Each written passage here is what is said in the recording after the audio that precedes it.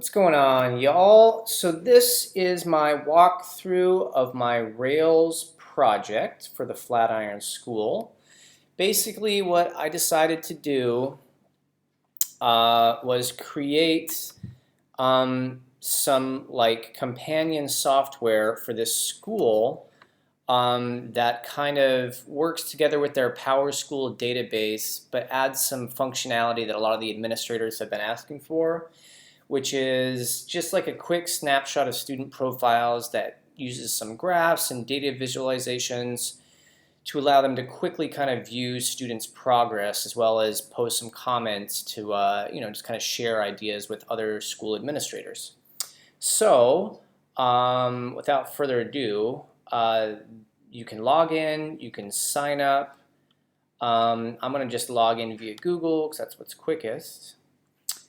And when you log in via Google, it kind of just automatically creates, if it'll find you if you already have an account, or it'll automatically create an account and create a password and everything for you using that Google data, using the OmniAuth gem, which is awesome. So here is a list of all the students that are currently enrolled at this school. And it's a school in Thailand, so the names can be a little unusual. So when you click on a student, all their grades and progress via these data visualizations, which were provided by a charting library called charts.js, which I highly recommend. They have great documentation on how to utilize all these JavaScript charts for, basically, there's only like 7 or 8 different types of graphs, but they're really great because, as you can see, they have some dynamic functionality and some animations, which are really cool. So I used it to chart their grades. This school uses standard grades, so they're graded on these standards for this course. They also are graded on certain personality traits, which they call habits of mind, as you can see here in this spider graph. Beginning, passing, meeting, exceeding. This is just kind of their grading system they use. So when you add a comment to this student, you just say, Ing is doing great in math. Maybe she should take accelerated math next year. Is stuff that the administrators could post here. This is mostly just for administrator use at this point. I'm going to add some potential restrictions to some of the data, so maybe teachers and students could access it a little bit as well, but I haven't quite got that far. So this administrator would post this thing, and then when other administrators view the student's page, they could add their own comments and see comments that other administrators have put, just kind of a way for them to share information. So that's the basic app. There's some search functionality, so you can search by anything in their name, and it'll come up, Ben. And when you go to add comments, it'll show the rest of the comments of different users, and you go back to their page with their data visualizations. So yeah, so if you take a look at some of the code, starting with my models, I have a user model. This is a user method which allows me to find or create a new user using the OmniAuth gem. This is where I'm creating their kind of own password that they never even really know exists because they're just logging with Google. But this uses a password so that I can get past my password validations, and it'll actually create that user. So as you can see, here's some of my associations and some of my validations. The students has a bunch of associations and a few validations. All these methods here are, I'm using these methods when I create some of the data in my database through my seed file, which I'll show you real quickly. So basically what I'm doing is I'm taking a file from the school, and I actually downloaded this file from their database in a JSON format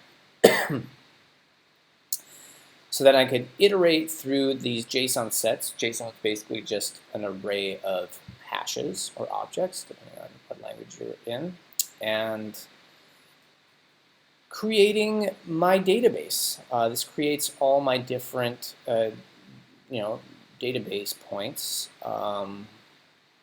And so when I db seed, it's going to take this file, which I have loaded in here somewhere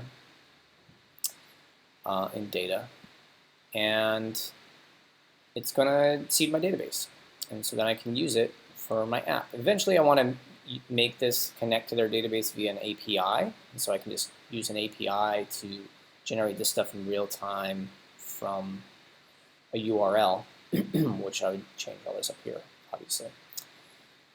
And let's see what else. So some of my controllers are, I use my application controller to kind of do some of these global methods, like the authentication required method, logged in to log in a user, the current user. This is sending the current user to the helper methods, so that therefore that current user method can be used in the views as well. I think that's my only real view helper method. Comments controller, this is all pretty basic. I do a lot of before action authentication required. So there can be no like URL hacks. You basically have to be logged in to view every URL that has anything importance. This just creates sessions and logs in users. This login user creates a session ID. This is saying if there's an auth hash from OmniAuth, basically if they log in via Google, it sends their data through this auth hash. It sends it through this request.end. I can't remember exactly where that other setup is. Anyway, you get the idea. And this will destroy the session when you log out. This is just strong params. What else do I got? This is just showing different standards, which I haven't really used yet. This is the students controller, which is using strong params. This is creating my, I'm calling this semester 1 data hash for each student's unique courses. So this is using the student has many relationship. They have many courses, so they're going to go through each course, and then you're going to add the course name and the student's standards per course, which that's one of the model methods in the student model. Have its mind per course to this hash, and so I'm going to take this data hash, and in the student show view, I'm going to store this data hash inside this content tag. There's this content tag that doesn't really have anything in it. It's just creating a div with this class. Can you just turn the light back up? And it'll store this data hash so that when I need to grab it with my JavaScript, which I'm grabbing it with this file, it can grab that data hash here. So I'm just using jQuery to find the div with the ID of student show, find the data inside, and find what's inside the student hash in that data. It took me a while to remember to put this in here so that was all loaded by the time I tried to grab it. And then I utilized the charts.js library to create all those cool graphs. This is using the charts.js documentation, which allowed me to do all this stuff. So that's the basic rundown. There's a lot more models that have a few kind of like custom, so you can get a full course name, methods. You know, these are all validating. Just when I seed my database, it's validating that I don't get any nulls in any of these values. Make sure that they're all there. Yep, this is my search functionality right here. if you follow the search page, pretty simple. This is the golden line right here, which is in here is just basically raw SQL, and some embedded Ruby of that word, so you can use. Yeah, so that's kind of how that all works. It was super fun. I have a lot of partials for like sign up forms, the login form. I created some partials for like just the student index, which I guess I could have put in my index, but it's kind of fun using a partial. It just makes your views look so eloquent, and you can put everything into a partial. So I had a lot of fun with that. So that's basically the rundown. I'm excited to go over this with the section lead and kind of talk through any ways to improve the idea, streamline some of the stuff, the comments. I'm sure there could be a better way to kind of make this look and make this more usable.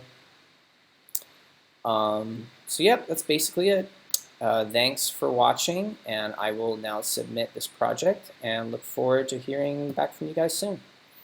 All right, thanks a lot. Take care.